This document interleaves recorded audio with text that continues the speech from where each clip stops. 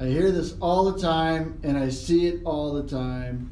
All over the internet, everybody says, oh, this is the best. This one's good. And they're all good. But I'm not so sure this one's the best. But we're going to go with the best because it tends to be the most popular. This is the most popular sciatica stretch. That's a long introduction. Why do we do this? Our goal is to give you the tools so you can make the best possible healthcare decisions, and we want you to live pain-free, and our goal is to give you the tools and the exercises. We've talked about the 9-step solution. We talked about the tips, the stretches, and the exercises. Today is a stretch, and the stretch is all about sciatica. And it's all about the herniated disc. There's 5 different reasons you can have sciatica, really 5.5. One of them is piriformis. We talked about that stretch either last week or 2 weeks ago, the piriformis stretch. And that's one of the better stretches where you can really make a big difference and eliminate the pain when it's just the result of muscles. But very often what happens is sciatica is a result of the disc. The disc breaks down 24 vertebrae between the head and the hips. The vertebrae are the bones. In between each bone there is a disc. Very often when you have sciatica, you have what's called a herniated disc. There's different reasons, bulging, herniated, degenerated, but this is really about the herniated disc. And what we know is certain positions of your spine will make the herniated disc a little bit better. And a lot of people on the internet say that this stretch that we're going to talk about today is a cure-all. Okay, no such thing as a cure-all. If there was, nobody would ever have sciatica. It would all be gone. Okay, this is very good for about 50% of the people that do it. It's also called Mackenzie's stretch. It's called Sphinx. It's called Cobra. It's about taking the pressure off the disc. Again, we treat thousands and tens of thousands of cases of sciatica. This stretch does not work on everybody. We talked about one last week or 2 weeks ago, not the piriformis stretch, but the double knee to chest. I said the same thing in that video. Doesn't work on everybody. Some people do the double knee to chest, and it's the greatest thing ever. Some people do the Sphinx, Mackenzie. It's the greatest thing ever. It doesn't solve everybody's problem. The problem is you have to identify who you are and where you fit into the spectrum. But here's how this works. You lay on your stomach. And what happens when you lay on your stomach? Sometimes as you extend your spine, and again, this is about 50% of the people. When you extend your spine, what it allows for is that disc to move a little bit and take pressure off the nerve. And that's the goal. When you have sciatica, you have the pain that goes down the leg. Starts in the low back, goes all the way down the leg. Okay? And our goal is to put you on your spine and lift up just a little bit.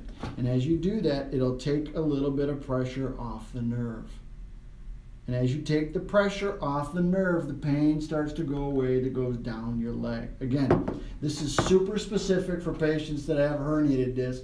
It's effective for bulging discs, but it's less effective for stenosis, spondylolisthesis, and degenerative disc. So it's very, very, very important you know what your problem is. You have to get a diagnosis.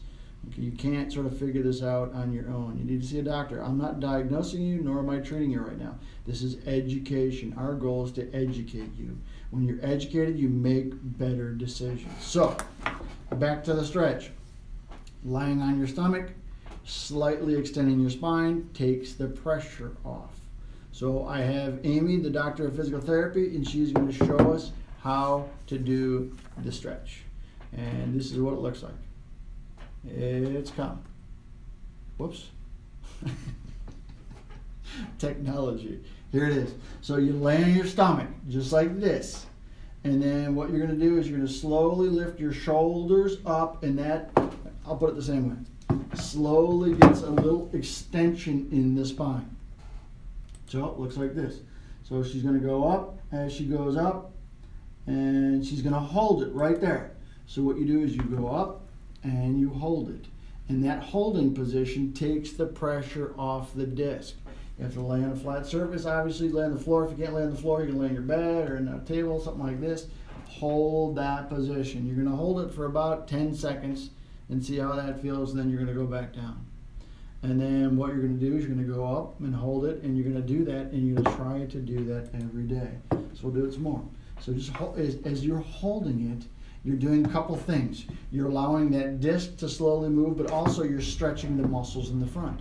Some people have overactive tight muscles in the front, and what this does is allows you to stretch your abdominal muscles. So the key is to stretch. And again, it doesn't work for everybody. And if you go to, there's a lot of other websites and videos out there that say, oh, this is absolutely the best one ever. And they say it's the best one because they have some clinical proof that it takes the pressure off the disc. But the problem is it only works for about 50% of the people, because everybody has a slightly different problem, a slightly different body type, and slightly different motion patterns. Our solution, and we have a 9-step solution, we've talked about it, is proven to be the most effective for sciatica because we identify the body type, we identify the motion patterns, we identify the best position for you. This is a very, very, very good exercise. This happens to be my favorite, but this is good for me, but it's not good for everybody. Okay, we've talked about some of the favorites and we talked about what's good. So that's the Sphinx, we call it the Sphinx, and we're going to have phase 2 of the Sphinx next week because there's different phases of this and you have to get it right. So we'll do that next week. What we do is we take pressure off the disc.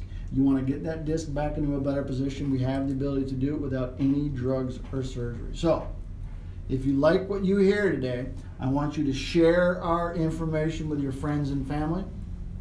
If they have a problem that needs our help, you share it with them. Also, like our Facebook page,